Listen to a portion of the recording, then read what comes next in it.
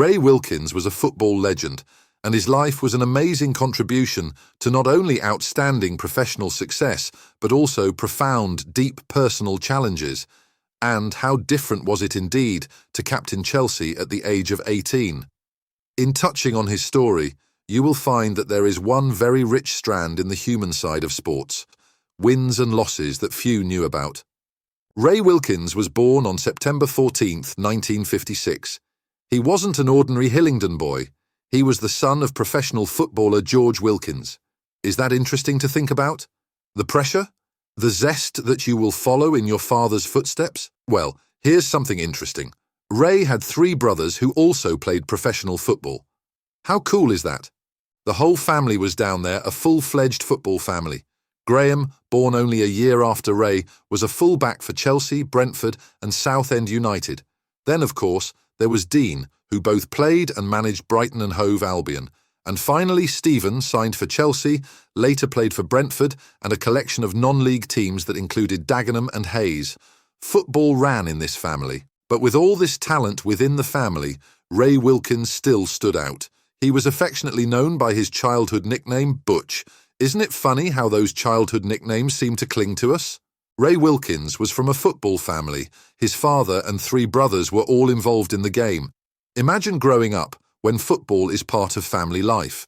He played in an attacking midfield role and began his career at Chelsea.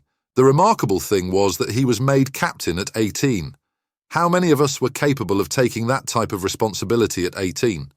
After Chelsea, he shifted bases to play for the likes of Manchester United, AC Milan, Queen's Park Rangers, and Rangers. His career was not only that of club football, he had a great stint with the England national team, where he won 84 caps through the period of 1976-1986. He had appearances in major tournaments at UEFA Euro 1980 and the 1982 and 1986 editions of the FIFA World Cup. After hanging up his boots, Ray never seemed too far away from football. He worked as a television pundit, passing on his wisdom and experience to fans. But he didn't rest on his laurels. He combined those with coaching and managerial stints at Queen's Park Rangers, Fulham and Chelsea. He guided the Jordan national team during the 2015 AFC Asian Cup and later that year acted as the assistant manager of Aston Villa. Ray Wilkins was a football legend, but even legends have tough times. In May 2012, he was stopped close to his home in Cobham, Surrey, and found to be almost 3 times over the legal alcohol limit. Tests taken at the police station confirmed it. Then, in March 2013, while out on bail, drunk yet again, he was stopped, but this time he was nearly 4 times over the limit. This led to a 2-year driving disqualification. Wilkins received a 12-month community order and a 3-year driving ban. As well as that, he was ordered to pay $4,000 in costs at North Surrey Magistrates Court. He had claimed he had been sipping water all evening while at an awards ceremony in Bournemouth, but the evidence suggested otherwise. The court heard that Wilkins, very tired and slurring his words, had been stopped at around 1 a.m. after leaving Bournemouth at about 11 p.m. He was also seen to swear at police officers in CCTV footage. At the time he was stopped, he was reported to be leaning on his Jaguar for support, holding himself up against the car and unable to stand properly. It was even alleged that his car had lurched forward and hit a traffic island. PC Nicholas Skidmore, who stopped Wilkins, was graphic in his description of the situation. The strong smell of alcohol was pervading the vehicle and emanating from Wilkins like a heavy cloud. He was so unsteady that he nearly collapsed, only managing to support himself by using the vehicle as he exited it. He was observed to doze, even in the police patrol car, and on one occasion he directed a swear word at the waiting officers. District Judge Timothy Workman ruled out Wilkins's pleas that the results of these breath tests were unreliable. In light of the evidence of his driving smelling of intoxicating liquor, his unsteadiness of his feet, and the handheld device reading of 109, I'm unable to accept his evidence about the amount of alcohol he consumed. The judge said this breath test machine was correct and that Wilkins was driving way over the drinking limit. That's when it becomes nastier. For the latest transgression, Wilkins was sentenced to 120 hours of unpaid work. However, his disqualification can be shortened by 36 weeks if he takes a driver rehabilitation course. His lawyer talked of extenuating circumstances that should be considered, but he did not go into detail. The defence, which is to be taken by Philip Lucas, said Wilkins does not want the nature of the circumstances disclosed, but said it would perhaps make the two offences clearer. Well, what could those circumstances be? What brought Ray Wilkins, a football hero and a respected man, to the point of doing that?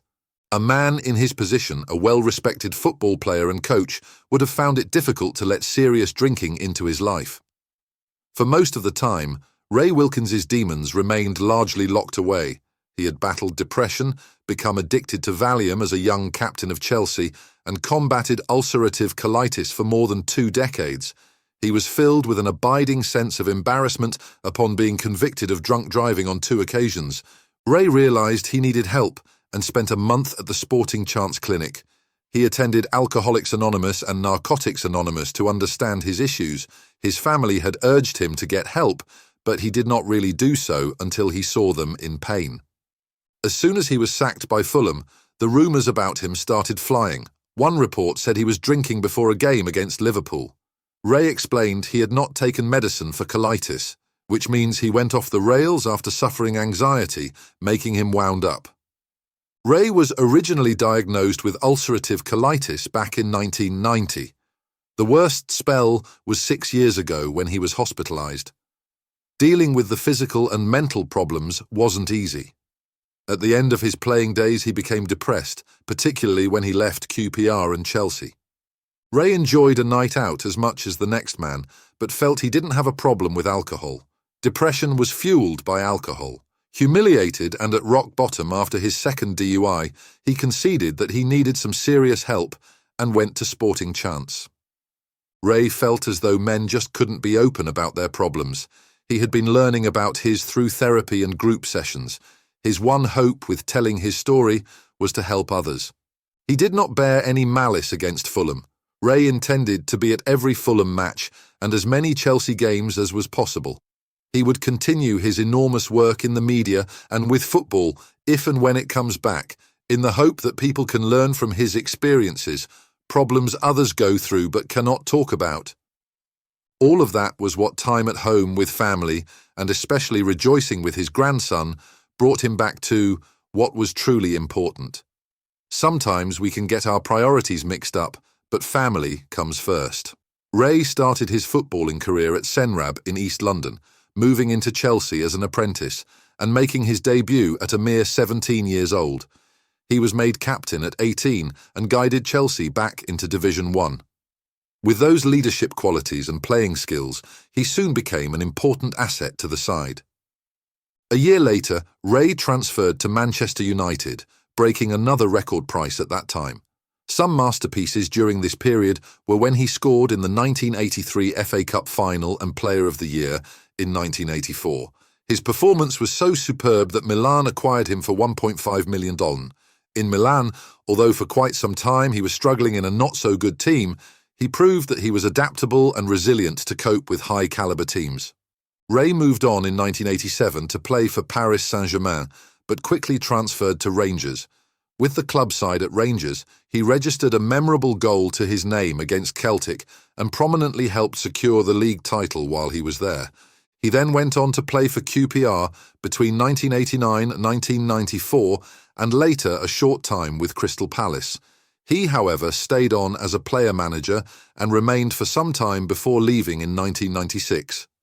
At different times briefly during his career, where he moved to other clubs before settling in, showing that the affection was still there. Internationally, Ray earned 84 caps for England, scoring 3 times, and captained the side on 10 occasions. He played in the 1982 and 1986 World Cups and had the dubious distinction of being the first Englishman to be sent off in a World Cup match, which really did show the highs and the lows of his international career. Transitioning to coaching, Ray managed QPR and Fulham, assisted at Chelsea and Watford, and coached the England U21s. He returned to Chelsea as assistant coach in 2008, further solidifying his reputation as a skilled coach. Later, He took on coaching roles with Jordan and Aston Villa, continuing to share his expertise and love for football. Off the pitch, Ray showed up as an analyst for Sky Sports and TalkSport. He is best known for the work that he did during Football Italia programming on Channel 4, but also appeared in many of the 1990s ads for Tango Drink. The tragedy came knocking in Ray Wilkins' life on March 28, 2018. He had a cardiac arrest, collapsed, and was left in an induced coma at St. George's Hospital in Tooting. All efforts by the doctors could not revive Ray as he passed away on April 4, 2018, at the age of 61 years. The football world was plunged into deep mourning. One touch of it came just a few hours after his death, when Milan played their intense local foes, Inter Milan, in the Derby della Madonnina. His old captain, Franco Baresi, laid a bouquet of flowers near Ray's shirt by the touchline. Milan fans put out a massive banner reading, "Ciao Ray, Legenda Rossonera," signifying a legend of the Red and Blacks. In its home game against West Ham United on April 8th, Chelsea fans gave an 8th-minute round of applause for Ray, holding a supporters banner that read, "Ray was one of that select few. He knew what it meant to be one of us, a real blue blood. Chelsea flowed through his veins. May you rest in peace, Ray." Many from the football community attended Ray's memorial service at St. Luke's Church in Chelsea on May 1st. His son spoke very emotionally about Ray's struggles with depression and alcoholism, shedding light on the battles fought behind closed doors. Ray Wilkins boasted a mix of success and personal battles. He was a hero on the pitch, but a troubled soul off it. His legacy wouldn't be forgotten, but passed through the memories of every life he touched. Ray's life taught us one thing, that even our heroes reveal their humanness in their struggles and hunger for understanding and sympathy. Rest in peace, Ray Wilkins. Pay your tributes to Ray in the comments below and make sure to like and subscribe so others may also learn his legendary story.